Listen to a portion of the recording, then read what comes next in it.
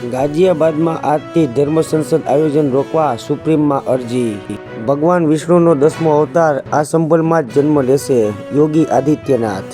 ભારતમાં માનસિક બીમારીની અવગણના થઈ છે: હાઈકોર્ટ। પિતાની હત્યાનો દોષિત માનસિક બીમાર પુત્રને જામીન। જ્યોર્જિયામાં ભારતીય રેસ્ટોરાંમાં 12ના મોત કાર્બન મોનોક્સાઇડથી થયાની શંકા। મૃતકોમાં 1 જ્યોર્જિયન અને 11 ભારતીય નાગરિક। કોંગ્રેસને મોટો ઝાટકો, ઓમર પછી ટીએમસી પણ ઈવીએમના સમર્થનમાં। ઈવીએમ સામે જેને ફરિયાદ હોય તે ચૂંટણી પંચમાં જાય: તૃણમૂલ। ગુજરાત સરકાર હવે એઆઈની મદદ લેશે, જેમાં ટાસ્ક ફોર્સની રચના કરાઈ છે। હિન્દુ મંદિરોમાં સરકારના નિયંત્રણ સામે રોષ, કેન્દ્ર સરકારને રજૂઆત। ભાવિકો હિન્દુ ધર્મના કાર્ય માટે દાન કરે અને સરકાર તે બધે વાપરે છે। ગુજરાતમાં લગ્નની સિઝન પૂરી થઈ અને કૃષિ સિઝનનો ધમધમાટ વધ્યો। ગુજરાતમાં વાવેતરમાં વેગ, સપ્તાહમાં 12 લાખ હેક્ટરમાં વાવેતર થઈ ગયું। દેશવ્યાપી સાયબર ફ્રોડના નાણાં જૂનાગઢના બેંક ખાતાઓમાં જમા કરાવતી બેંક પકડાઈ, જેમાં જૂનાગઢની મહિલા અને અમદાવાદના 2 શખ્સ સહિત 8ની ધરપકડ। સ્કૂલોમાં પણ સ્ટાર્ટઅપ પોલિસી લાગુ કરવા સરકારનું આયોજન।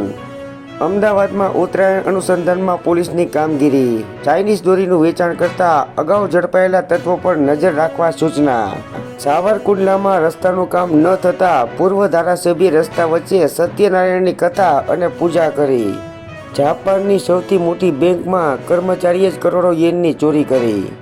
અમેરિકામાં ઓઇલ રિઝર્વની જેમ બિટકોઇન રિઝર્વ રચવા ટ્રમ્પની ઈચ્છા। ભારતમાં 72% શહેરી મેલું પાણી સ્વચ્છ કર્યા વિના જ નદી તળાવોમાં ઠલવાય છે।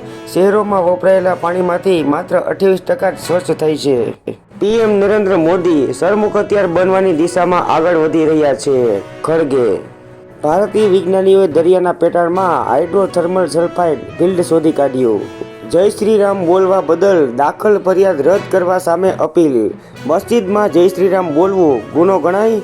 કર્ણાટક પોલીસને સુપ્રીમ કોર્ટનો સવાલ।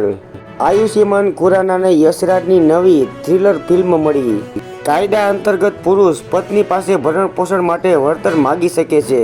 પત્નીના ખોટા આરોપથી બચવા પુરુષો પાસે છે અનેક અધિકાર। સીતારામનના વિપક્ષ પર આકરા પ્રહારો। કોંગ્રેસે એક વંશને સાચવવા માટે જ બંધારણમાં સુધારા કર્યા। દેશનું સરફેસ ક્લીનરનું બજાર 4200 કરોડ। દર વર્ષમાં ટોયલેટ અને ફ્લોર ક્લીનરનું માર્કેટ થયું બમણું।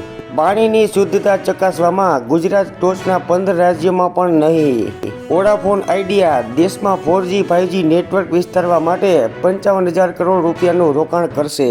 2025થી રશિયા ભારતીયો માટે વિઝા ફ્રી ટ્રાવેલ મંજૂર કરશે। ભારત પણ સમાન પ્રતિભાવ આપે તેવી રશિયાની ઈચ્છા। વિશ્વ પ્રસિદ્ધ ઝાકિર હુસેન કરોડોની સંપત્તિ છોડી ગયા। અમેરિકા અને યુરોપમાં ઝાકિર હુસેને દરેકને તબલાના દીવાના બનાવી દીધા। એક કોન્સર્ટ માટે 10 લાખ રૂપિયા સુધી ચાર્જ લેતા હતા। બાબા સિદ્દીકી હત્યા કેસના આરોપીઓની આરોપનામું પાછું ખેંચવાની અરજી। આ વર્ષે સોનાનો 45 વર્ષનો રેકોર્ડ તોડ્યો, 30% સુધીનો નફો આપ્યો, જ્યારે ચાંદીએ 36%થી વધુ નફો આપ્યો। જૂના અને વપરાયેલા વાહનો મોંઘા થવાની શક્યતા। ઇલેક્ટ્રિક સહિતના જૂના વાહનો પર જીએસટી વધારી 18% કરવાની ભલામણ।